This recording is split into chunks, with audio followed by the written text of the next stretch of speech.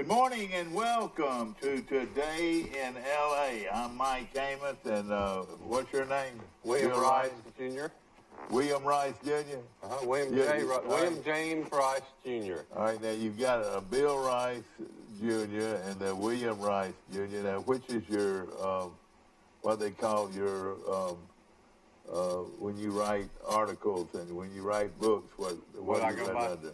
I go by Bill Rice Jr. Bill Rice Jr. And, of course, we're glad to have Although you most today. writers, William Faulkner and William Shakespeare, they like the William sounds a little more authorly, but I go with Bill. Exactly. Now, who won the big baseball game last night? Do you know? Well, they didn't play last night. I was watching something last night. They were replaying. That confused me, too. I called it. Oh, God. They were replaying the game from the night before. I thought I was watching a regular game.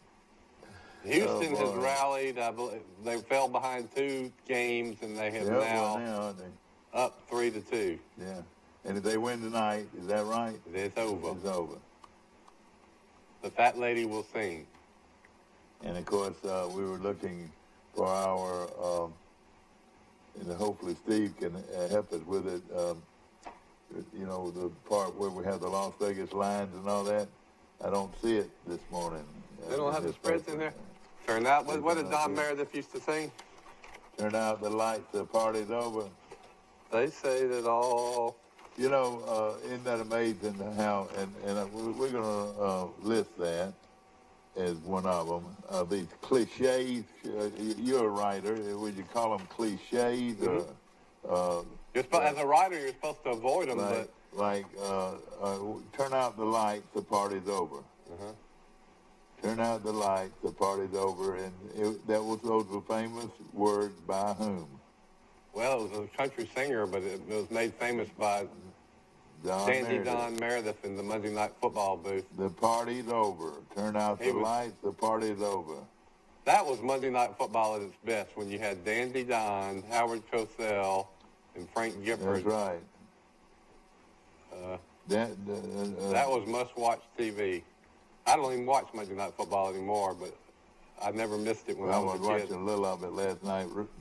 Don Meredith, of course, former quarterback of the Dallas Cowboys, and then he became famous as a commentary on Monday Night Football, along with Howard Cosell. And he dabbled in acting too.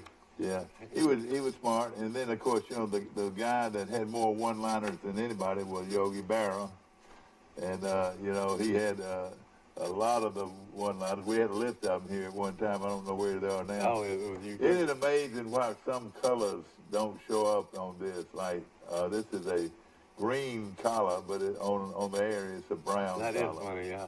So that we'll have to live with it. Well, when I started my TV career, y'all told me early on, don't wear green. That's right. That's right. Now, wearing green with a gray sweater, so it's going to be good. Well, I can't. Have you ever had their those? Yes, how you pronounce that? El Dulce? Yeah. Have you ever had their cinnamon rolls? Yes, he bought me one time. I tell you what, their cinnamon rolls are wonderful, and they have great breakfast dishes. I strongly recommend them. The quiche. Does a real man eat quiche? You remember when that was going on? That wasn't a book or something? Exactly. Let's go to our phone. So you're on Today in L.A. That's Lower Alabama. Is this Dandy Don? Hey, morning. You got to be able to come up with some kind of cliche before you get on the air this morning. A tie is like kissing your sister. A tie is like kissing your sister by Yogi Berra. Is that right? That was allegedly by Paul Bryant. No, who did that really? Paul Bryant? A tie is like kissing I know he surely he did not come up with that himself, but he is credited with popularizing it. Kissing your sister. Do you know of any, Mike?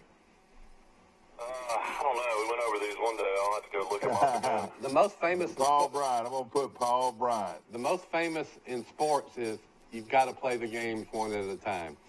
Well, who said that? Who knows? Probably Newt Rockney. Here's one. You've got to win one for the Gifford. We know who said that. Who did that? Win one. Newt Rockney. For the Gifford. And they're like, you got to win one to lose one or something? Yeah, that was a famous remark. Win one for the Gifford. and that was. I don't think he actually said that. If you watch the movie, it's like. Thank you, friend. It's like in Casablanca. Rick never said "play it again, Sam." All he said was "play it." Win one for the Gipper. And, I think he said, when your backs are... Ronald Reagan delivered the line, the actor Ronald Reagan, when your backs are against the wall, go out there and win one for me, or something. And something said, when you reach that fork in the road... Take it. Take it, yeah. So that was another yogi joke. When you reach that fork in the road, take it. What's the one I like so much is that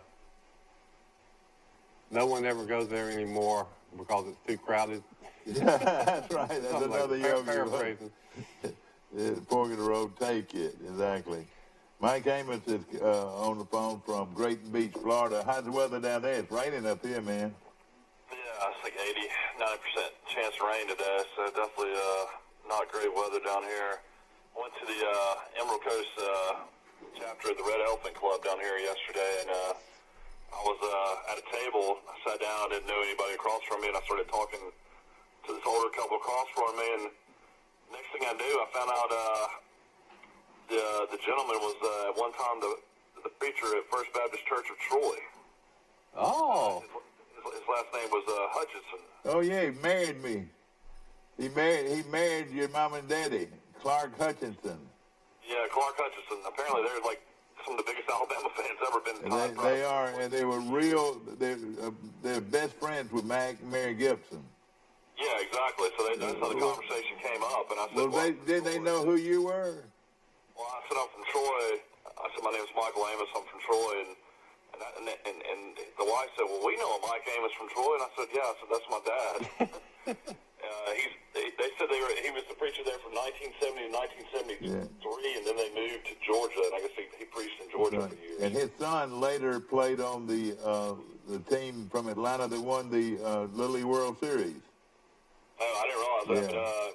But, they bought Doug Hawkins' house over near Seagrove. That's right. It was the Chapman house before Bill Chapman had it before them. Nice house. And I tell you what was unique. You see them all the time now. In fact, last house we had a elevator in it. That house that they live in has an elevator in it, Mike. Yeah, well, they go to all the road Alabama games as well. I was impressed. Oh yeah, where did you see them? They were sitting at the same table. I was at the Red Elephant Club. Yeah, he used to have real red hair, but he's probably got bald hair.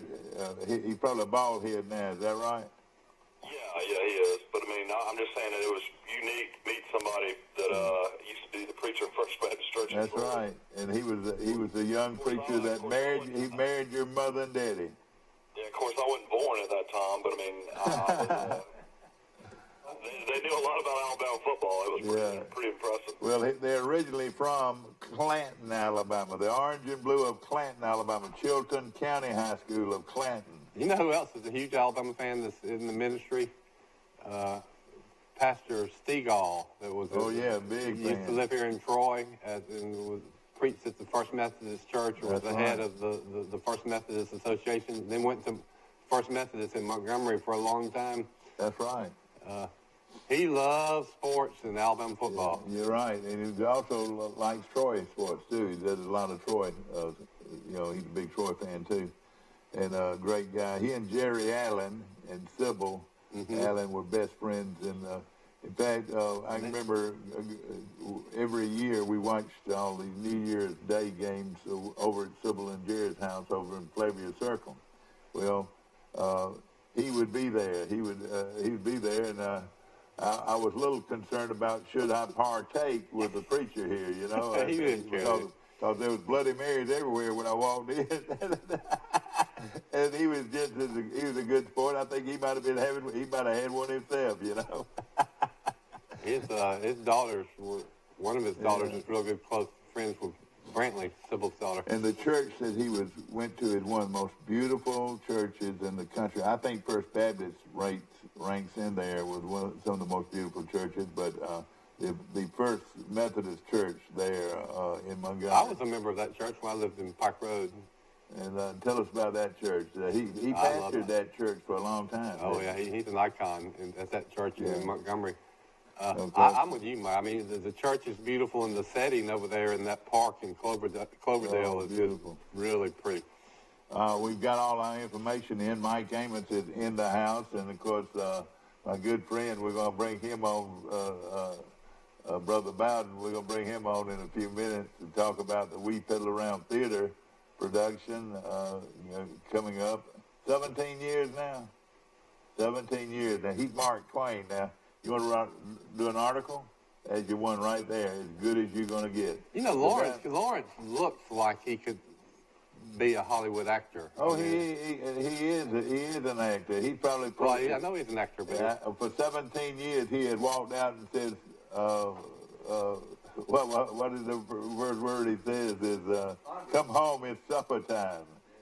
And you really get hungry when you're there because they talk about coming home at supper time and all of the characters there, and there's a bunch of them all relate to old Brundage, and it's going to be another great event. Isn't that a famous line from a Johnny Cash song? Come home, it's supper time. Well, hey, I'll tell you a good cliche.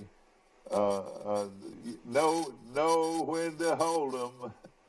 You know that? You got to know when to hold them. You got to know when to hold them and to know when to fold them. You know, the thing about cliches, you know why they became cliches, don't you? Why? Because they're all true. I mean, it's hard to find a cliche that anybody could say, oh, that's not true. You got to know when to hold them and what's the other part of it? Know when to fold them. And know when to fold them. You understand that, Mike? Yeah, did you watch any of that horrible football game last night? What the Dolphins and the Steelers? What was the final score? I don't know. When I went to bed, I think the Steelers were up by 13, but Nika Fitzpatrick got traded early in the year from the Dolphins to the Steelers, had 2 interceptions against Did the he? whole Oh, team. man, that was great. But we didn't really give her a recap on pro football over the weekend. Anything surprise you? Not really, but we've got all of this information up here to we still got, more that we want to cover. I read where Freddie Kitchens is on the hot seat that he might not make it through the season. Yeah, the Haslams have definitely got a decision made with Freddie. I mean, they've got an offense that, a lot of people think is one of the best in football. And, he was a play caller last year for the first time, and wasn't even the head coach. He was, promoted offense coordinator, and then after the season, because they had really, good success after they fired the coach, they gave Freddie a head coaching job for the first time ever. And it's definitely a tough situation he's in. Looks like he's in kind of in over his head right now. Well, I hate it for him. They played the Patriots, got beat, I think 27-13, so they didn't get blown out. But yeah, I think they're 2-5 to start the year. Of course, a lot of people wonder how LSU was able to jump over Alabama, Mike. Alabama's beat LSU how many years in a row? 8 in a row. Everybody was talking about that last night. I was at the game when they lost in Tuscaloosa in overtime. The game of the century, 9-6, and then luckily I was able to go to New Orleans in the Super Bowl for the national championship game and watch them win the national championship. But it's one of those situations that's got to come to an end, one day. I don't know if it'll happen this year or not, but it's definitely going to be a great ball game. I can't wait. Well, your buddy's going to practice on Wednesday, Mike. I was hearing that last night. They were saying that he was probably going to practice on Wednesday and that they're just going to take it from there and see how it goes. So it's one of those situations where I guess nobody will really know until game time. I'm sure stuff will be leaked out. Yeah. But apparently the surgery this time around was easier than last time. So I don't know what that means. Maybe it's not as much swelling. And I know the biggest thing is it's not his plant foot leg when he's making throws, which is a pretty big deal there. Yeah. Of course, ladies and gentlemen, this show is brought to you by Piggly Wiggly, and I want to say hello to Steve and all the great folks. Oh, man, you're looking for a great steak, go to the Piggly Wiggly today, and they'll cut you one as good as you'll find anywhere. And love that place, and Piggly Wiggly, not only on North 39th Street, but also on the bypass right here in Troy. Also want to mention Trojan Auto Parts, and, of course, my good friend Mike Kilcrease. This is as clean auto parts as you'll ever go into. I mean, Also, they've got gift cards for Christmas. I mean, you can find all you want for Christmas right there at Trojan Auto Parts. Locally owned makes all the difference, too. Yeah, and also I want to mention First National Bank of Troy, Brundage, and with offices on Main Street, downtown Brundage, and also on Park Street in Troy. And, of course, my good friend Jimmy Ramage and John Ramage, the president and CEO. There's been a Ramage running that bank since 1904 when Mr. John Ramage started that bank. There's another story there. I know it. There's been a Ramage running that store ever since. We were talking about cliches. You're bound to have a cliche you could give us out there. Never say never. That is a little cliche. How about that? Never say never. That's true. See, all the cliches are true. But I don't know who said that, though, do y'all? No. Never say never. Never burn any bridges. Yeah. What, Mike? I got the Sunbelt football rankings out if you want to hear. All right, yeah. All right, let's hear how Troy stands right now. Go ahead. Troy's in the Eastern Division. You've got App State 4-0, 7-0. Of course, they're ranked 20th in the country. We got your new favorite team, Georgia State. They're 3-1 in the conference, 6-2 overall. And then you got Georgia Southern, who's really turned it around, 2-1, 4-3 overall. Troy is 1-2 in the conference, 3-4 overall. And then you got Coastal Carolina, who Troy will play this week, 0-3, 3-4 overall. Yeah. I wish somebody would volunteer to pay my way on a jet plane to see that game. I think that game's going to be very important to Troy, very important to how this season turns out and maybe even how the next season turns out. Well, I mean, it's a situation where it's just a must-win. Yeah. I mean, you got to win the game. Mike, while we're on this subject, I want to say something. Lee County, Georgia, defending state champion in Georgia. Now, we're talking about the big school, and they played Valdosta High School this past weekend and beat them on a last-second field goal, 53-50. Gosh. And the quarterback on that team for Lee County, Georgia, Mike, has already committed to play for Troy. He goes into the haven of high school football in America, and that's what Valdosta is, and beats Valdosta, and he's coming to Troy. At least he is committed to play at Troy. We hope he follows through. But he's from Lee County, Georgia, and they've got a great team, and you know, of course, you beat Valdosta anytime, you know. You know, during the spring, you bragged about Rush Prost's old team in Georgia. That's right. That came and played a jamboree in Troy. You said they were one of the best high school football teams you've ever seen. In the country. How are they doing? Have you followed up on I don't know, but they sure were good in the spring. But it surprised me. You know, let me tell you. Who was coaching them since Rush Probst got fired? I don't know. Probably his top assistant. Let me give you another bit of information, and I hate this is not information I like to give out, but last weekend the young men from Valley rushed for 315 yards, Mike, against Charles Simpson. I think that's the most I can ever remember somebody rushing for against Charles Simpson.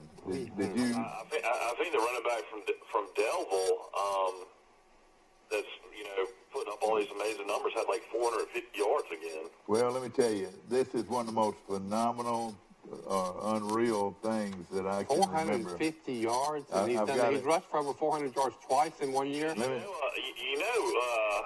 The kid, the Henderson kid from Dale County, rushed for over 300 yards against Charles Henderson that night. This kid from Daleville, his name is Jalen White. He rushed he was the first high school player in history to rush for over 3,000 yards in a 10-game schedule. Now, see, the playoffs haven't even started yet. We're talking about a kid that might rush for 4,000 yards, or maybe more than that. That's quite a story, right? I'll tell you what he did this past weekend, and I mentioned it on the show yesterday. There's a picture of him, if you can see it very well, and he's a good-looking running back. But just this last week, they took him out in the half. He just played a half. That can't be right. Jalen White from Daleville rushed for 462 yards and 8 touchdowns on 9 carries. So that he averaged. What? That was in the half, just the first half? Yeah, that was the first half. He rushed for 406 yards and 8 touchdowns on 9 carries, and he didn't even play in the second half. So he averaged about 55 yards per carry. The Daleville High School senior running back, Jalen White, who leads the nation in rushing this season, was Barber County. Well, that makes sense.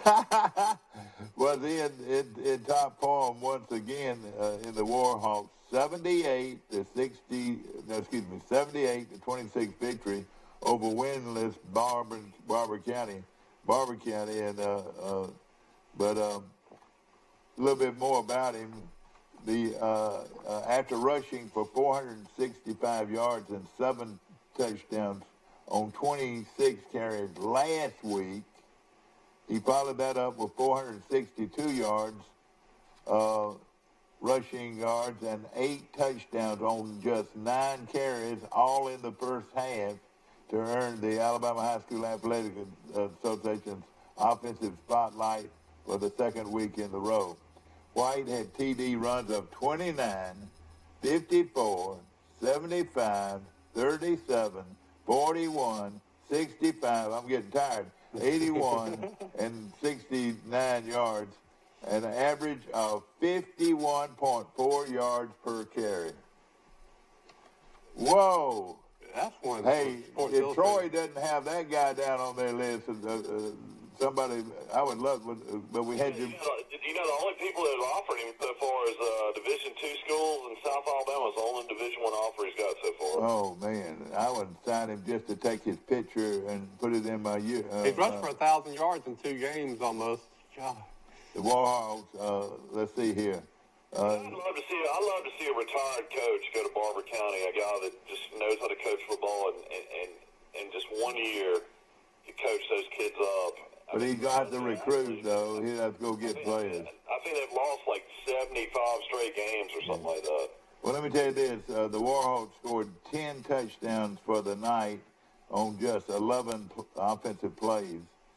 His rushing totals last 2 weeks are 35 carries, 927 yards, and 15 touchdowns for 26.5 yards. Who did he play last week? Do we know?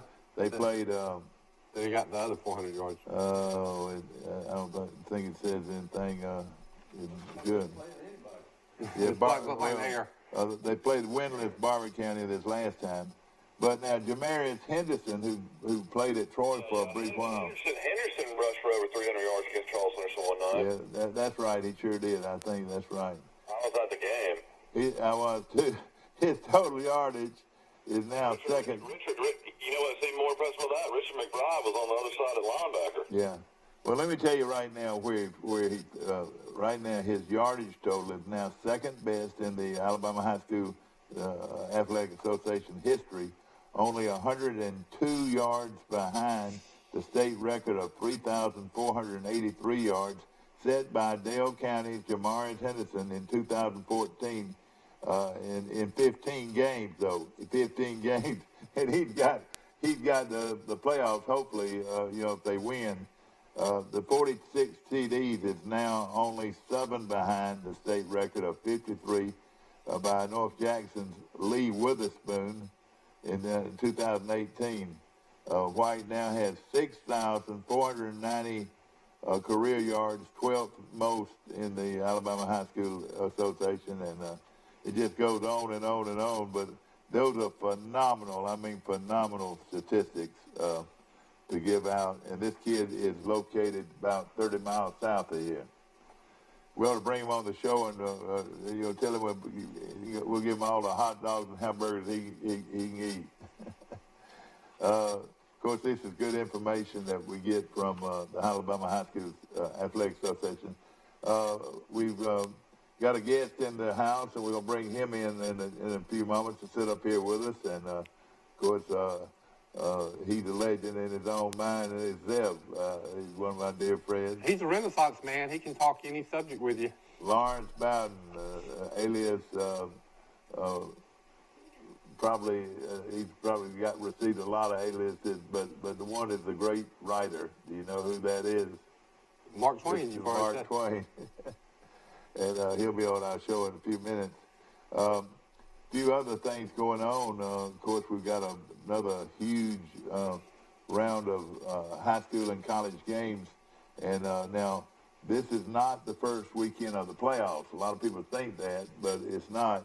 There's one more regular season schedule, and Charles Henderson has to drive all the way to Bay Minette to play the team from Bay Minette, which is Baldwin County. Baldwin County High School. Is that correct? That's the largest county in the state of Alabama, isn't it? It is large. I'm going to talk about geographic size-wise. Yeah. You know what their nickname is? Tuscaloosa is huge. Well, to give you a little bit of information, what is Baldwin County known for? Being right next to Mobile County. I mean, when you want to give them a nickname, do you know, Mike?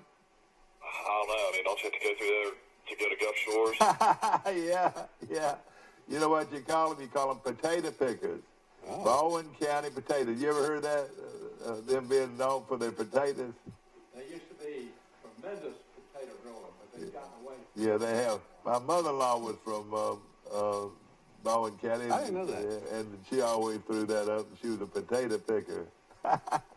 We're going to take a short break. We'll be right back with our guest. Let him get in the middle. Keep him up here. We're going to keep.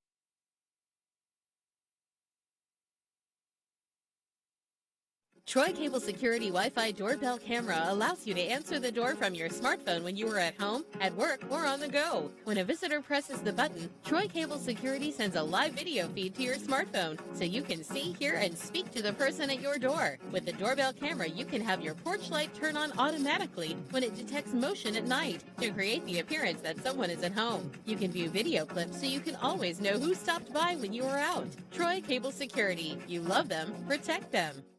At Marguerite's, we've been designing and crafting custom jewelry for 4 generations. It's an art for master jewelers. There's really no room for error. It doesn't matter how big the diamond is. You don't expect anything less than perfection. What matters is quality, beauty, and value. After all these decades, your engagement ring is still our greatest pride. Marguerite's exquisite jewelry. At the Piggly Wiggly, we proudly support our local farmers and bring you the best they have to offer, all at cost plus 10%. When you shop local, you reinvest in your community. Remember, buy local, shop local. Piggly Wiggly, local since forever. Won't go hunting with you, Jake, but I'll go chasing women. Who made that popular? I don't listen to stuff like that. I'm not chasing women. I don't. Oh, I know it. But listen, Pappy Talbot. You remember Pappy Talbot's morning show? Yeah. That was one of his favorite songs. I'll go. I won't go hunting with you, Jake, but I'll go chasing women. And that was one of his cliches, I would say. You know, we're talking and having fun this morning. Lawrence Bowden is our guest, and. Gosh, when we want to talk about the history of Pike County, he lived it. You know, he's born and raised in Pike County, Alabama. You know, Rice, of course, you remember Bill. His, I don't know if you were at, you'd probably already graduated from Alabama when Bill Rice got there, his dad, but he's a writer. He said, I'm a writer. You know, you remember, what was that great show? I watched it again the other day with Clint Eastwood.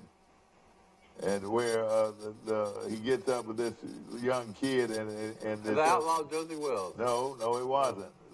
In fact, I'm gonna give you a free cup of coffee if you can remember this. What was the name of it? It was Pale Rider? No, it wasn't Pale Rider. Oh, Unforgiven. Unforgiven. Yeah. And hey, all right, what little cliche was in that movie? I'm a writer. I'm a writer. Well, there's a lot of famous songs. All right, I'll tell you another one too. I was building a house. Do you remember that? Yeah, Gene Hackman. Gene Hackman, when he had the shotgun at his throat, Gene Hackman looked up at him and said, "I was building a house." And how about this cliche? She pulled my hair. Now, some of these aren't cliches. They're just Wait a minute. famous All right, lines. let's hear it, Mike. Do you know who that was? Coal miner's daughter. Coal miner's daughter. How do you remember stuff like that? Oh, I think hope you coal enjoyed miner's daughter is. A lot of days of sitting around the house being lazy. Hey, listen, I just thought that was pretty good. She pulled my hair. Don't you think that's? Of course, Loretta Lynn was a great singer, and she'd be going out of these, after her contract would be over, she'd be trying to get out, get to the limousine to get on out of there.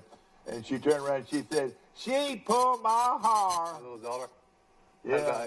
Well, I think that is the best biography movie in the history of Hollywood of one person, with Tommy Lee Jones and Sissy Spacek. Oh, it was great, wasn't it? A movie based on a real person. I just can't imagine anybody nailing it so well. Well, you could not have gotten a better person for the part. You're exactly right. I mean, she was perfect. Just when they got Gary Busey to play Barry Bonds. That was the worst. Gosh, that wasn't very good. They have yet to find anybody to. Of course, Let's segue into Brundage Theater. yeah, exactly right. Of course, Come Home is Supper Time. It's coming around for the 17th consecutive year. Well, we're winding up the 17th year. This coming performance Okay. in November will be ending 17 years of Come Home at Supper Time. We And- didn't ever think we'd get past the first night when we started. Yeah, exactly. We thought, well, if we sell 100 tickets just to get started, that'll be something great.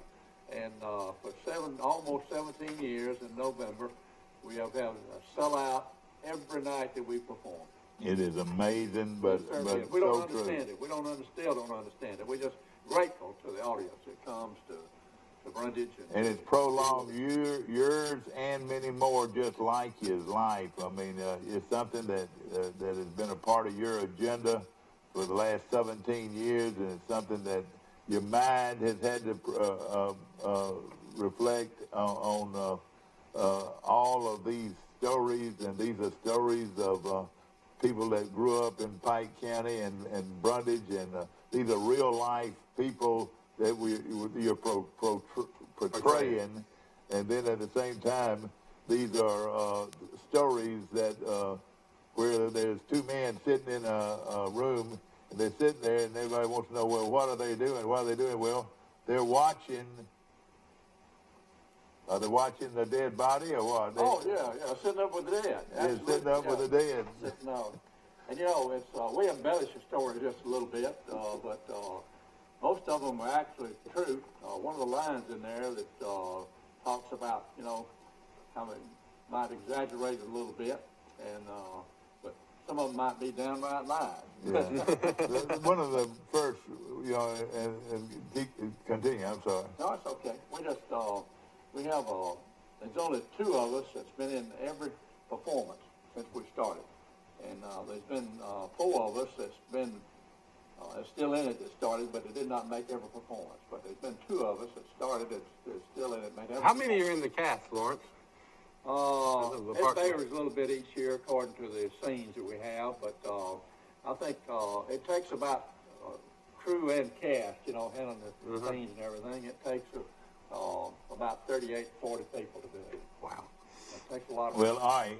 You and who else? Johnny Steed. Johnny Steed, and who in the world would have thought Johnny Steed could sing, or could he recite poetry or whatever? He had become a household word. This play has changed his life, and I reckon it's changed your life. Well, it's given us it's a different focus, than what we would have had otherwise. As I said, we started off thinking it was just we couldn't do anything like that. Matter of fact, Jane Treadwell is the author of this thing. She started all this. She told me we went to Swamp Gravy over in off of Georgia. Swamp Gravy. Yeah, and Jane said after we seen Swamp Gravy a couple of times, she said, we can do this in Brundage. And I said, Jane, we don't have the people that can stand up on the stage and do things like that. Well, Jane insisted, and so she took her newspaper column writings over a period of years where she's interviewed people around Brundage and Pike County and got their history of their life, stories about the Depression years. You know, the Depression years in this part of the world ran on into the 40s. Oh, yeah. Stopped and at the end of the 30s ran on into the 40s. But anyway, she wrote the stories as they told to her, and then when she kept talking about this, and we finally agreed, well, maybe we could do it. She got it scripted. She put it into play form. And that's what we use, is Jane's stories. And she showed me that she knew more what she was talking about than I did, but I didn't think we could do it. Well, Who's the director? Or do you have a director per se? Well, we've had several directors through the years, a lot of them. We started off from Marjorie Benson from Ozark, Alabama, who was a wonderful director, and we still sort of follow her. Didn't she do some work in Union Springs too? No, not Union Springs, okay. but she did for Huntington College for a while. Okay, yeah, I know. But she can't think of the name of it. It's a place up in Winston County depicting the Civil War. Yeah, Double Springs. Double Springs. Yeah. She did up there for a while. So anyway, she's a great director. And she started us off, and we sort of followed that ever since. But we've had a lot of directors. Now, strangely enough, this year, Jane is our director. Oh, me, that is something. That's going to make it really special. Yeah, we're going to have it just exactly like she wants it this time. But anyway, it's been great. We haven't changed the stories. Let's say we've embellished them a little bit, the characters a little bit, and stories about people. But through the years, we've changed, had different parts. She has different stories that we haven't even done yet. Yeah. But we've changed them some through the years. I mean, swapped stories through the years. So if you've seen it several times or one time, there's a reason to go back and see it again, because it won't be exactly the same. I guarantee you there's a lot of folks that's seen every play, wouldn't you say? Well, I've got a niece that's seen every one of them. Yeah, I know. Is she the one that sang the... No, she's not in the play. She's been from... She lives in Enterprise, and she comes to... if we have this spring and the fall, she comes in the spring and the fall of every year. Let me tell you what God gave you first. They gave you an arena, which is next to none. I mean, who in the world would have said, oh, you want to take that burned down building, which was the police station that burned down in City Hall, burned down in downtown Brundage, and didn't have a floor. It was a dirt floor, and they went in there and they said, well, what we'll do about the floor, let's keep it the way it is, and they put shavings on it, what I call sawdust or whatever, as a floor, and then they renovated it, you air conditioned it, is that right? First 2 or 3 years we didn't have air conditioning. That's right. So it was, wasn't too comfortable in there sometimes. It was hot and cold. And if you heard a roaring outside, it was a big 18-wheeler truck was parked at the red light outside, but of course you could hear the roaring, but it didn't make any difference.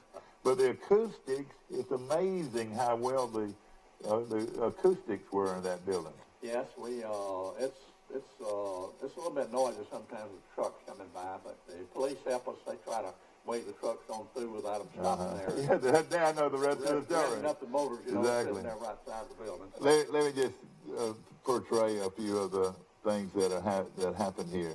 First of all, when you first got started, you had a little girl from Pike County High School.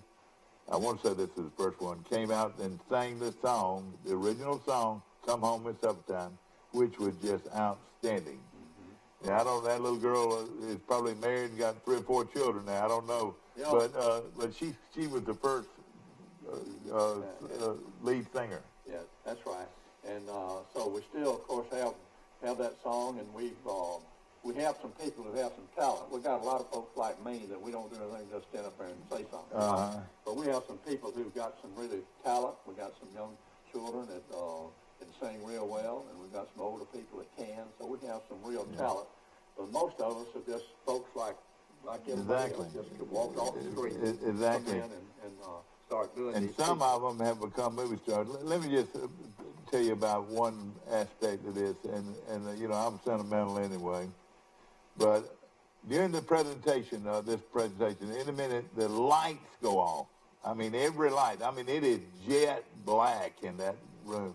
And you could hear a pin drop, like that's another cliche.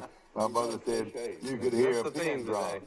Well, in a minute, you start hearing, Jesus loves me, this I know, 'cause the Bible tells me so.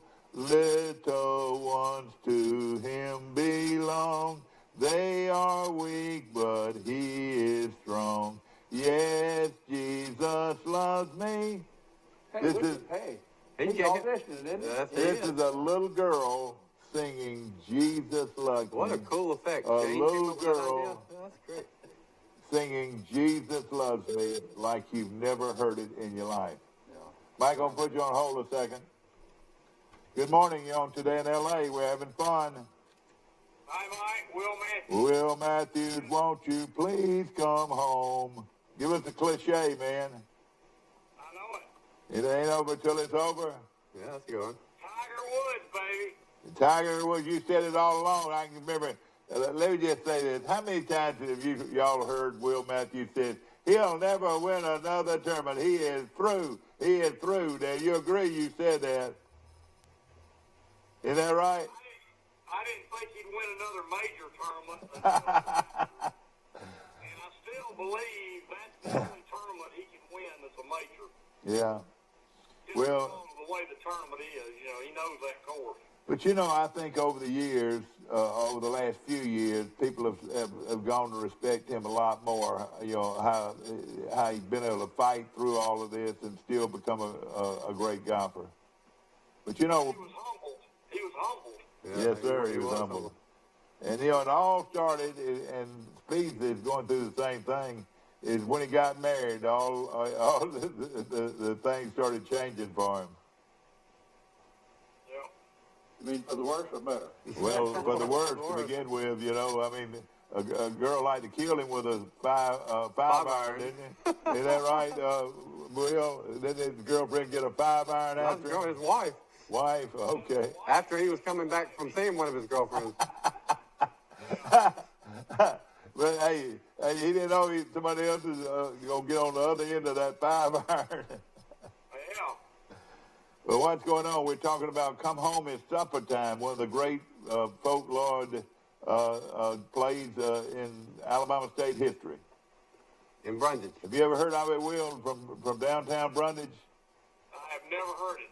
Man, where have you been? And you've been on this show so many times. It's the city of Brundage has put it on, the Brundage Historical Society has put it on for 17 years. And it's worth your weight in gold. I promise you to come watch it. It is really good. Yeah.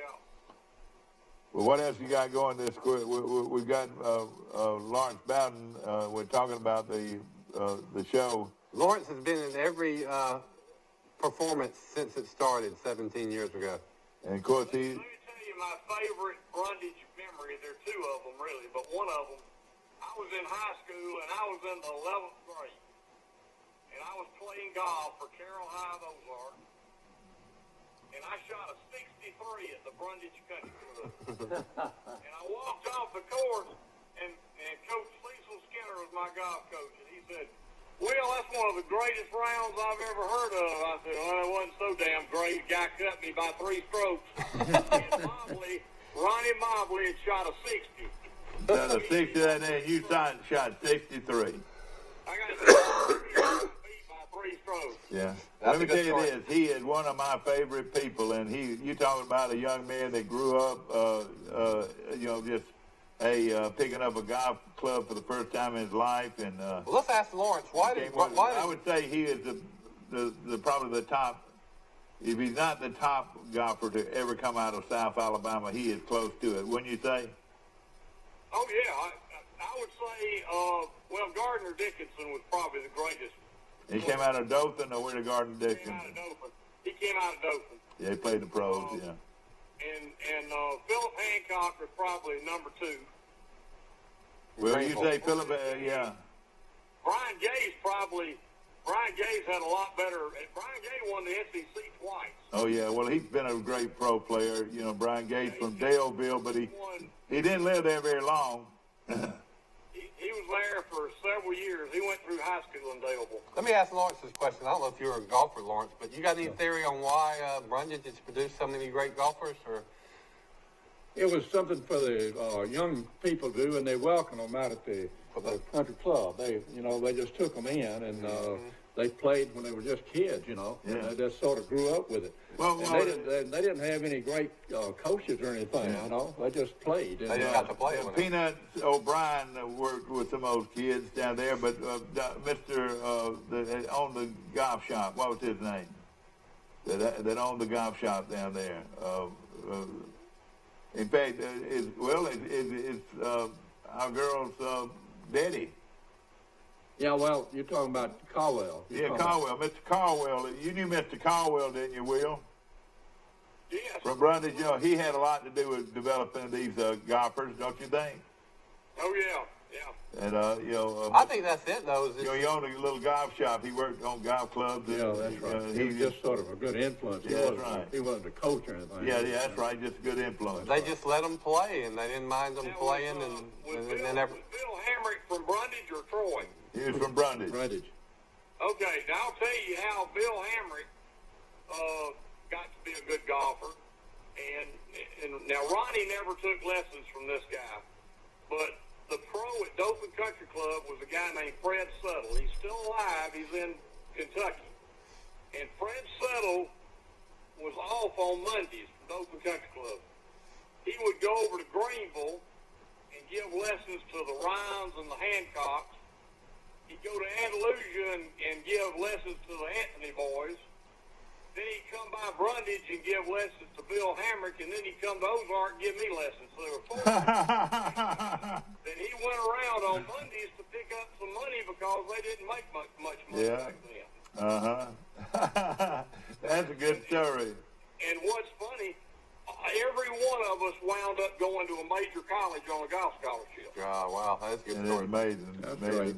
And of course, some of the all-time greats, and a lot of football players. I tell you, Pike County Brundage has really produced a lot of great players. Will, we appreciate you calling. Now, It's good talking to y'all. all right, Hey, Will, you owe me $5 on that Auburn LSU bet we had. You hear that, Will? He didn't hear that. I do. Or a fancy cup of coffee. Will, I'm gonna tell you something. After Wednesday, you know what they're gonna say? It wasn't anything wrong with Tua. They knew he was gonna be all right, and it wasn't anything wrong with Tua. After tomorrow's practice, that's what they're gonna say. Well, I think the hype of this game is going to be unbelievable. Yeah. Number one against number two. Now, I was there when they did this about 5 years ago or 6 years ago, whenever it was. Alabama played LSU. LSU was number one. 8 years ago. 8 years ago. LSU was number one. We were number two. And their coach was Nick Saban too. Nick Saban, Les Miles, and they beat us 9-6 in overtime. And and so we got the same scenario again. Although this time the score is going to be about 45-42. All right, let me ask you this question. All right, they lost 9-6. Was this the team that later on played them in for the championship? Yeah, they got. Yes, and They lost 9-6, and then when you played them for the championship, and who won? That's right. And Alabama won 21-0. That's right, and won the national championship. And LSU only crossed the 50 one time, and they got to about the 45-yard line, and then they got sacked. So Will, I'm sitting next to a Kappa Sig at Alabama back in 1947. He was a Kappa Sig from Brundage that went on to Alabama, and a bunch of Kappa Sigs, Ramages, and all them came after him. Oh, yeah. And then there's a young lawyer there also with a Kappa Sig that's in Brundage, and he's in your We Fiddle Around Theater, isn't he? Yeah, my son was, you mentioned lawyer, my son's a lawyer. He was Kappa Sig too, and he went to the university. All right, well, we're talking about the lumber company there. Oh, Don Dickard. Don Dickard, yeah. You know Don Dickard, don't you? Don Dicker's roommate in college was Donald Ray Jordan from Ozark, and they've been best friends for years. And poor Donald Ray's got Alzheimer's. He lives in Mobile now, and it's sad he's got Alzheimer's. But Don and Donald Ray have been best friends for years. Yeah, that's right. Don's still very active. Don's a great person. He really is. Actually, I tell you, Don has been the city judge of Brundage for years. I mean, a long time. forever. Yeah. And you've been the city judge of Ozark, the city judge of New Brockton, the city judge of Midland City. Is that right? It's been probably 10 or 15 places I've been city judge at. Including Troy sometimes. Well, just between me and you, have you made that telephone call yet? Hey, I was in Troy 2 weeks ago being judge. Okay, great. Listen, take care, and we'll hear from you again later on this week here. Mike, if you want me to go out with a woman, you need to send me her number. I didn't say I wanted you to go out with her. She just wanted to know your number, and I didn't. You're on the air, everybody. Call me. All right, brother. We'll talk to you later. And I'm lonely. You heard it right here on Today in L.A. We'll be back. Will can take her to the Game of the Century Part 2. We'll be back to Today in L.A. I think Steve's over there making coffee. So All right, okay, we'll stay on the air. Of course, I'm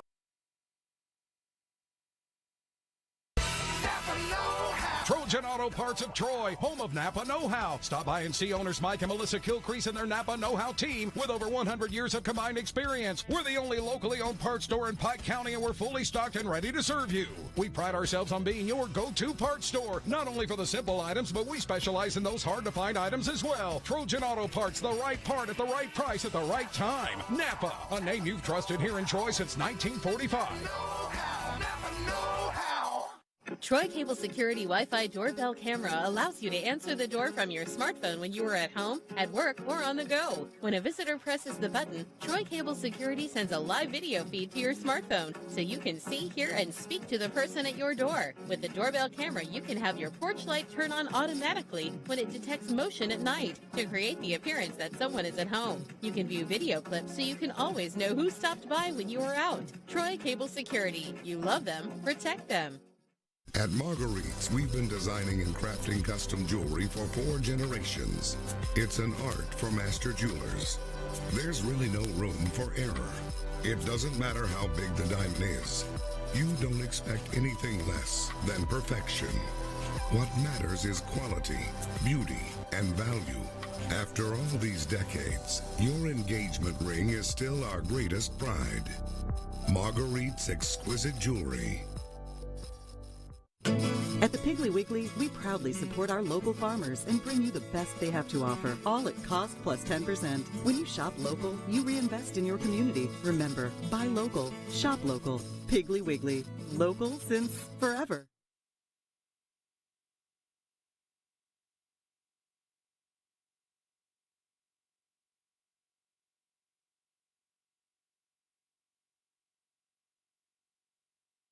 on a Tuesday. My grandmother was head on in, and of course Lawrence Bowden is our guest, and like we say, this is laid-back television at its very best. I mean, we want to get up and go get a cup of coffee, or get somebody to come in and bring us a cup of coffee, or we get this guy off the street. You were holding a sign saying, I just need some help. That's right.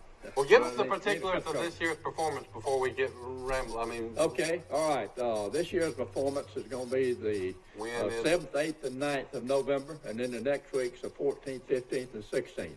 Tickets are now on sale. A little bit unusual that we have tickets left this time of year, but this close to a performance, but we do have tickets. And Kathy Steed is the person who sells the tickets. That's Johnny Steed's wife, by the way. And she's the one that does the beauty That's right. She's salon. the One of the best part of it, yeah. she portrays that like nobody else could do. You could look all over the country and never find a better person to portray that. Yeah, she does a great job with that. Well, she sells our tickets, which is a big job. You know, we sell tickets for just about year-round for different things. And well, how do you get a ticket? You call 685-288-8255. 5524. Say that again. 685-5524. And you'll get Kathy. If she doesn't answer, leave your name and telephone number, and she'll call you back. That's right. She does a great job of selling tickets. Like I say, it's a big job. Be patient with her because it's a big job. How much are the tickets? The tickets are $25 each. The tickets include the pre-show music, which starts when we open the doors at 6:30, and they play until everybody gets through eating. Yeah. And the food is catered. It's served family style. The cast serves the food, brings it to the table. It's wonderful. And it's in bowls, just like at home. And you pass the bowls. Pass the biscuits, biscuits. And fried chicken. Look, and then, I look at my hands here. Bill, you didn't live this kind of life, but I look at my hands here. I got a scar here and scar here. Where, my mother cut the whole chicken up, the neck and the back and everything. So when we were eating Sunday dinner, hey, I would try to catch that last drumstick or that last breast, and I'd get stabbed with a fork because my brother was reaching for the same piece of chicken. But just numerous times where I got stabbed because I was trying to get that last piece of chicken. Okay, but you don't have to do that now when you come home from supper time because there's plenty of chicken on the table. That's right. And so you have your $25 includes your meal. Includes a meal, actually. And then, of course, after you get through eating, and we start to play. But you get the pre-show music and the food and the meal, the supper. People say to me, hey, you got a dinner theater. And I say, no, we got a supper theater. You sure do. But you get it. Actually, the meal and the pre-show music are worth the $25. No question about it. So you just kind of get the play thrown in as an extra. So then it starts, and it lasts at least 2 hours. Some of the time varies, 10 to 15 minutes, according to how things go and what scenes we got. But, you have a... So you need to budget how much time for the meal and the show? About 3 hours? About 3 hours, yes. We open the doors at 6:30 and have a little preliminary stuff of introduction and so forth and welcome everybody. And then we do our prayer song, and then we start the pre-show music, and the cast serves the food around all the tables, and then we wait till people get through eating, and then we crank up the show. Come home at supper time, and it's really good. We it's close knit. We're real close. As I tell people, we fuss and cuss at each other while we're practicing and getting ready for it, but an opening night when everybody starts laughing and applauding, then it makes it all worthwhile. We start grinning then, and we start having a good time. Do y'all have an intermission, or you used to have an intermission? We still do. We have an intermission, yeah. Let me tell you what they used to do, and they used to, at intermission, listen to this, they bring out the blackberry cobbler and put ice cream on the cobbler. That was a great intermission. Y'all don't do that anymore. Is that right? No. We had some of our older people got the blackberry seeds in the tea. we have a different dessert now, but we do the same thing. We serve it at the halftime, the intermission. It is quality. You'll love it. I have been, and like you said, I could have gone to every portrayal. Easily because it's so entertaining and it's so wholesome, and and then we were talking about these men that were sitting there in front of the dead body. Mm-hmm. Tell us how that worked out. What truly happened in that situation? Well, that's a true story. The men got the houses mixed up, and Dr. Killingsworth, who was our town doctor, incidentally, he was there when I was born. Okay. Dr. Killingsworth. All right. So he brought you into this world. That's right. He brought me into this world. And but anyway, Dr. Killingsworth, who was of course a very favorite person for everybody in the community, passed away, and these two gentlemen from town there were going to sit up, of course, as custom was sitting up with the dead at night. And that was a big thing. They'd bring, back in the old days, they would bring the body to home. the house. That's right. So they brought Dr. Kenworth home, and these two men were going to sit up with him, and they got the houses mixed up, and they went into the house next door. And these two ladies, it so happened that these two ladies, it was a lady whose husband had passed away, but her daughter lived with her. And so they just, as you would, you just went on in the house, you know. So the door, of course, was unlocked to the living room, and they just opened the door and went right on in and sat down. And just sat down, just like this. Just like, you know, and sitting there. And Watching so the two ladies came in from next door. They'd been over there with Dr. Kindleworth, helping clean up, you know, and serve and so forth. And they came home, and there these two men were just sitting in the house. So it's a good story. And then those old men were stunned about it, and, but this was a real life story. And we're talking about the Steed lady who's so involved in this. She plays part of the hairdresser, chewing that gum. Is that right? No, she's the person who's getting the hair fixed. Oh, getting the hair fixed. That's right. That's Linda right. Steed, who is really a beautician, Yeah, hairdresser, okay. she does that. She's working on her hair. Okay, now both. So that's one. Both of them are really good. Then my wife is in that scene too. Sarah. That's right. Sarah is one of the 4 people that's started off 17 years ago and is still in it. Now, you got it all started 91 years ago, ladies and gentlemen. This gentleman right here is one of my dear friends. He and I go way back. I knew him when he had dark, curly hair. But that was 100 years ago. Let me just say this. If you want to really, really have a good evening, go ahead and mark this date down. You're going to start these dates down. You're going to start on when? 7th of November. 7th of November. What day of the week is that? It's Thursday night. Thursday, Friday, Saturday? That's Thursday right. night, okay. Of that week, and then Thursday, Friday, and Saturday the next week. You know, Thursday, I've Friday, been Saturday. away from Pike County for 17 years. I moved to Montgomery and just moved back last year. So I've never seen it. So my wife and I will be there for the first time. Well, you'll really enjoy it. Great. You'll really enjoy it, I promise you. And Of course, if you mind age, and somewhere along this fellow's age, if you've seen it before, you won't remember it anyhow. that's right, that's right. And of course, it is a portrayal of. I've always said, why don't you film this thing, and why don't you run it on stage at other places? But you've kept it right here in Brundage. I'm sure you probably have been. We've been asked to take it to other places. Yeah. But you mentioned a while ago about the location of it. Yeah. We can't duplicate the venue You of sure this cannot. place. So it wouldn't be the same if we've been invited, bring it to our church auditorium and so forth, but it wouldn't be the same. So we won't do that. We keep it right there, and we hope it'll keep going for several more years. So that telephone number is 685-5524, 685-5524, and just say you want to order some tickets, and I promise you're going to have a wonderful, wonderful evening.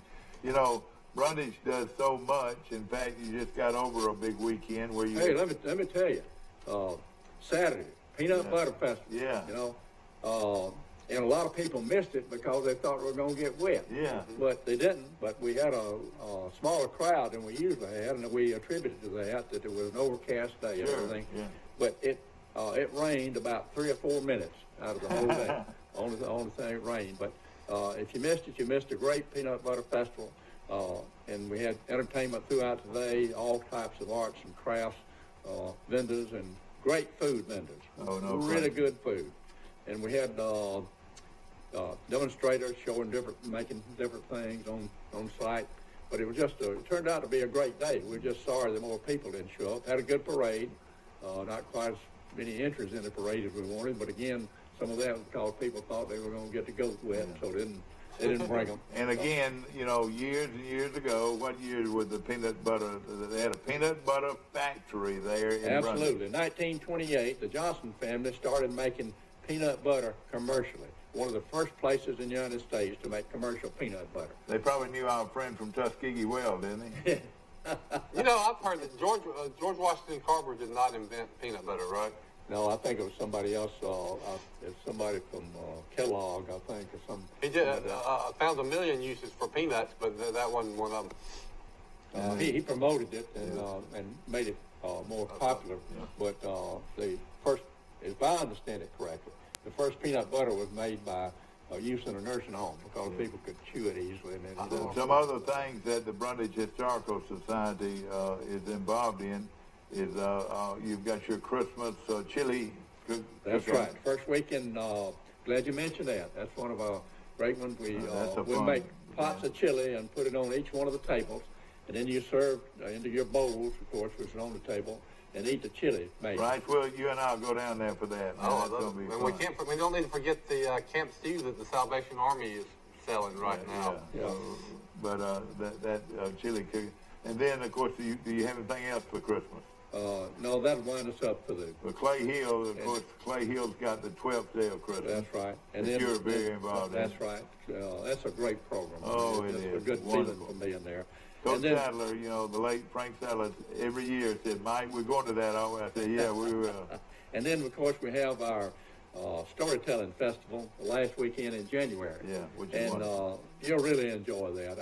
I didn't know anything about storytelling until we started this. And again, that's Jane Treadwell's idea. And I see Jane, I call her great because she is great. Let me tell you, you couldn't get her on one of these talk shows or anything like that. She doesn't like to promote herself, but she has done so much for the community and the love of the community. And she has gotten a lot of people involved that have enhanced the lives of a lot of people, including you. Mm-hmm. Yeah, it has. And with all these things to do. So we've a little bit of a unique historical society in that we depict sort of graphic, if you will. We do very little historical work like in cemeteries and things like that.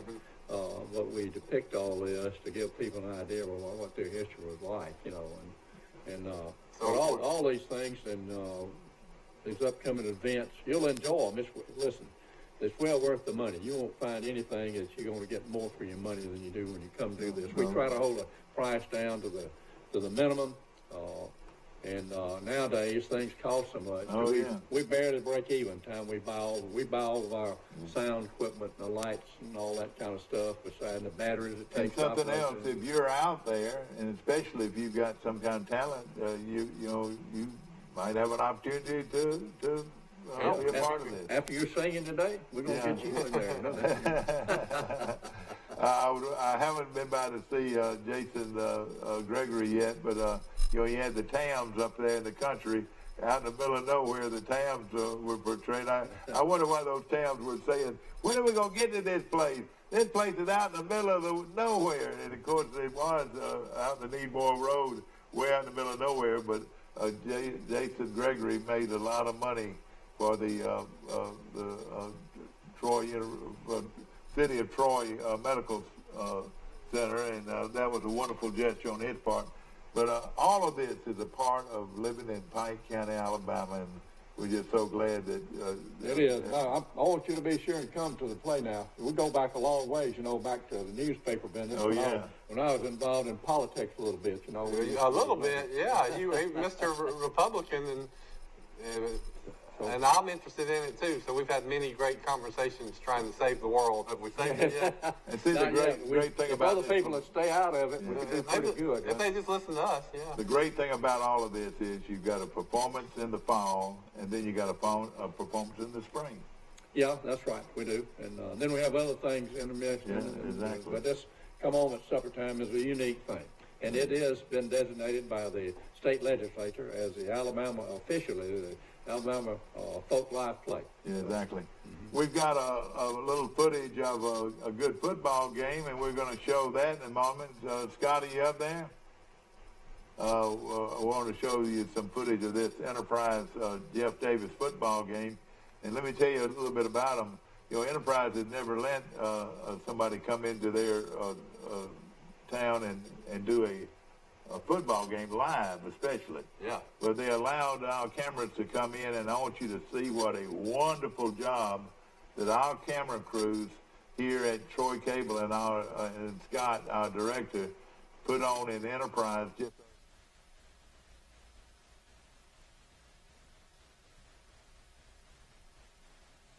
Friday night. This is Jeff Davis of Montgomery. This guy gets behind everybody early and scores, and Jeff Davis led. It's the old single wing attack by Enterprise, and Boy, that nose guard got blown back about 5 yards on that And play. again, they run that. Here's this running back who they could not tackle. Watch this guy. They could not tackle this guy. Look at him carrying everybody. And then they give it to him. He just walks in for the touchdown. Jeff Davis had a good team, too. And, of course, this is done by Troy Cable. This is Jeff Davis of Montgomery against Enterprise. Game played at Enterprise. And there's another great run by that running back. Enterprise uniforms kind of look like Penn State. And this, of course, is in their new stadium, Wildcat Stadium. And watch this. He breaks clean again. Jeff Davis had some good players. And it was a close game. The final score was 22-15. Jeff Davis? No, Enterprise beat them. Good, I picked the Enterprise. And Enterprise, playing real well right now. That's a good pass there. Enterprise is coached by a guy that used to coach down in South Florida. That's a great catch and pass. And another winning touchdown right there, I guess. Now there's little quarterbacks getting a foot race here. Watch this. It goes all the way to the goal line and didn't make it, and then they have a bad snap, and all that was for naught. Beautiful stadium there, Wildcat Stadium in Enterprise. And Jeff Davis wouldn't quit. Now they have a bad snap. But watch this. Let me tell you something. They will not allow you to jump over somebody in high school football. Did you know I didn't know that until I watched this film? They were, what a leg. Man, what a leg. But you cannot, a high school kid cannot jump over another kid with the ball in your hand. There it is, too much danger of getting hurt. You know, you can break yourself all to pieces. You're exactly right. It's a good rule, no question about it. Of course, this show is brought to you by Dixieland Dental, located 9 miles north of Dothan on Highway 231. Dr. Michael Precise, Dr. John Strength, Dr. Damon Strength, and Dr. Robert Precise make up one of the largest dental clinics in Alabama. Also, Wiley Sanders Truck Lines. Nobody's promoting transportation and jobs like Wiley Sanders is doing right here in Pike County. And, of course, they have a wonderful show that comes on each week. And, of course, the amenities and the opportunities that lie await for you driving a Wiley Sanders truck is just tremendous, where you can have a career with a wonderful company driving their trucks. So let me ask Lawrence a question on politics. What do you think is going to happen with all this impeachment stuff? You know, I could go on and on and on about what I wish would happen and so forth. Of course, he's not going to, even if they do succeed in impeachment, he's not going to be convicted. That's right, yeah. So they're wasting their time, actually.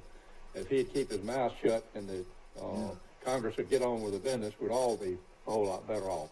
But it's just, I'm quoting what's been said in the papers, but they've been trying to get him ever since he was elected. And they're going to keep on until, I wouldn't be surprised if they're successful in bringing impeachment proceedings. Well, it'll be like Bill Clinton, he won't be convicted. No, he won't be convicted. Well, one thing about him, and I was for Trump and still am for Trump. Well, I think too, he's done a great job. But keep your mouth shut, please. and another thing, the way he handled this thing, of course, this guy was notorious and he needed to be killed and whatever. But, they didn't mention that the little children were in there with him, Oh. See, that what made it so terrible. They didn't have anything to do with all this, and they lose their life too. And what I'm saying, I don't think killing somebody is anything to brag about. You know what I'm saying? Don't you agree? Well, I got a military background. Yeah, and, I know you do. And I want to, when I think about those children getting killed, I want to sit down and cry. Yeah. But sometimes you have to do things in war that you just simply, you do them. And he killed them. I mean, we didn't. I mean, he self-exploded a bomb and killed him and his 3 grandchildren or whatever, or children. I don't know exactly what. I mean, the Americans did not kill the child.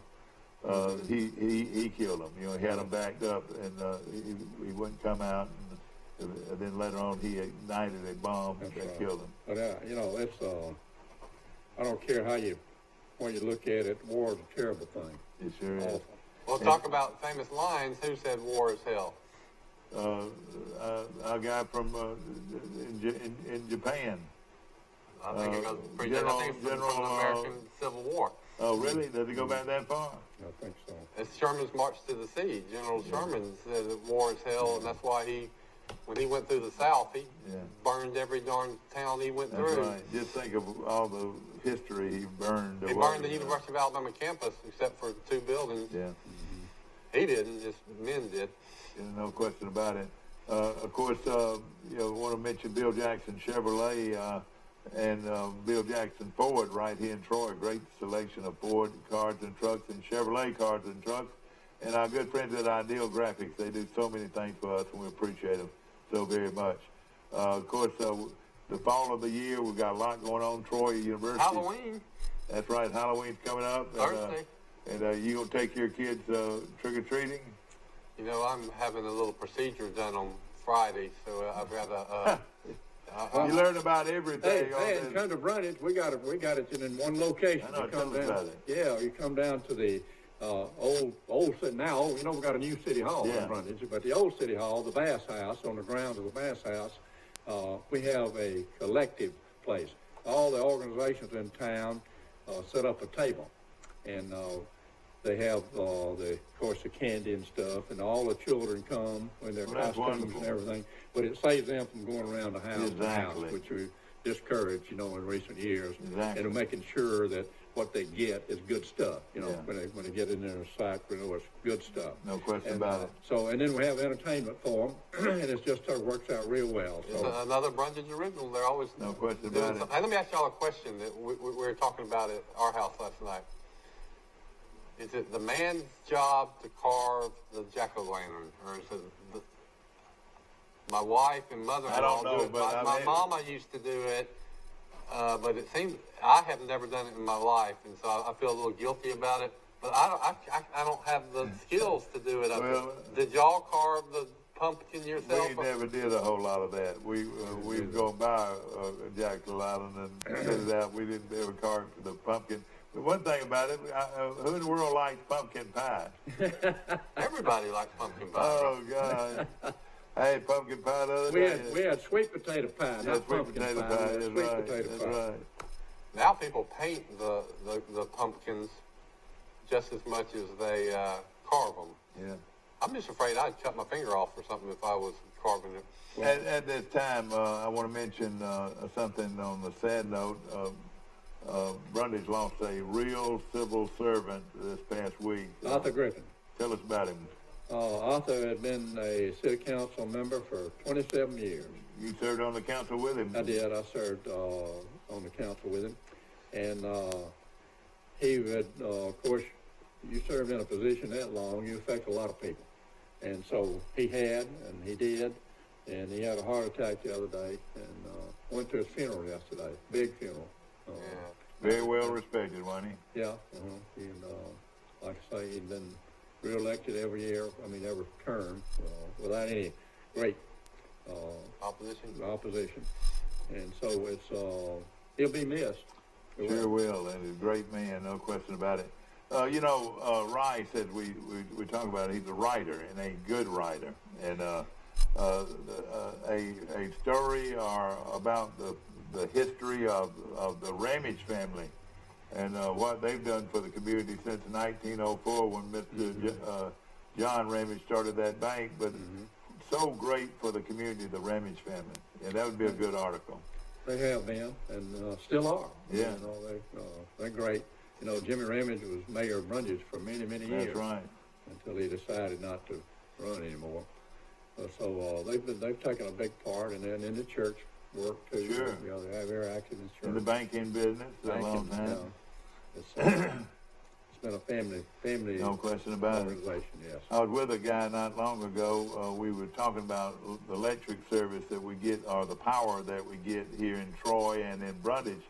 Very few places in this world are like this, where Pike County, Brundage and Troy get their utilities paid for. Is that right? Is that how it works? Well, several years ago, I'm not sure about Troy, so I'm not going to comment, but way back, I believe around in the late 1940s. This was a huge thing. The city of Brundage was being served, I believe, by Alabama Power Company at that time. But anyway, they offered to sell the distribution system to Brundage. And we had a group of men who had the foresight to say, yes, let's do that. And so they stepped up. There was 4 or 5 men that said, hey, the Brundage needs to do that. And so they bought their electrical distribution system, and we buy our power from Power South. And, of course, they feed it to us, and then the city owns all the distribution lines and everything. So it's worked out real well. It's been a real boon to Brundage because it's given them a little bit of income through the years. And we lost all of our cotton gins and all our peanut buying points and all that sort of stuff, and sawmill and everything. So, I tell you what, if you could research back to see the men that had saw this happen. That's right. Also, industry. You don't bring an industry in like that the Walmart distribution system, tremendous industry, and owning your own power helped you, didn't it? Secure their development. It does. That was a factor, but see, it also helped Brundage. I'm saying, People really thought, and it was very helpful, they thought, well, we're going to provide all these jobs for Brundage. But it provided, we have people drive 40 and 50 miles to work at the distribution system. And so it's not that much, it's for the people who work there, it's great, don't misunderstand me, but most of the people come from other places in Brundage. What's the food plant in Brundage? Classic food. They make some really famous syrups and sauces, and that place is huge. It is huge. Real huge. I don't know exactly, but they make 20-something different products up there. And that guy right there is another story. That's another story right there. That's a tremendous story right there. From picnic to Brundage. Chuck Caraway has just done a tremendous job. Yeah. He started from scratch down there. And then another story would be Sisters. What a great meal in Sisters. And those two ladies, Pat and Geraldine, started off with nothing. They worked didn't they work in the country kitchen for Miss Family? Yeah, they worked for the country kitchen a long time until they decided going on their own. And that was a huge thing for them. You know, here they were going to open up their own business way out in the middle of Highway 231 South. And, you know, and we're all glad they did. And now, let me tell you this. On Sundays, they serve 600 to 1,000 people on Sundays. Great food. But just another word about electricity. You're talking about the distribution system. It doubled the sales of electricity for Brundage. Yeah. A lot of that business out there is refrigeration. It takes a lot of electricity to run that place. So it doubled our sales. So that was an economic boost in itself, of selling the electricity. So that we've had a little bit of money through the years as a result of that. But if you could do a little history there and catch up with the people that had the vision, it was great vision by those four men. Absolutely. See, we were ahead of most towns of that size. And Troy's benefited from being the famous Charles Henderson, that was the governor of Alabama. I understand that he's the one that got Troy into the power business. And it is very unique, and it's a source of revenue you can always count on. That's right. So when you do have to borrow money, if you ever have to borrow money, your credit rating is better. That's right. The word is vision, and it took great vision there. The vision of our Chancellor Jack Hawkins, who we probably don't celebrate enough. He's been here 30 years now, and look what he has made happen here in Troy. And the vision that people like Ben Beard wanted to push this 1A program in athletics, where Troy would be the same size athletic program, not actually the same size, but in the same classification with Alabama and Auburn, Division 1A, and it's helped make this whole area grow. It's just the vision of certain people in our community. What I'm saying, it all goes back to a person that had the vision. That's right. And I got a vision for come home at supper time. Come home at supper time. We'll look for y'all to come and join us. Call Kathy Steed at this number 685-5524 and get your tickets. There's still tickets available.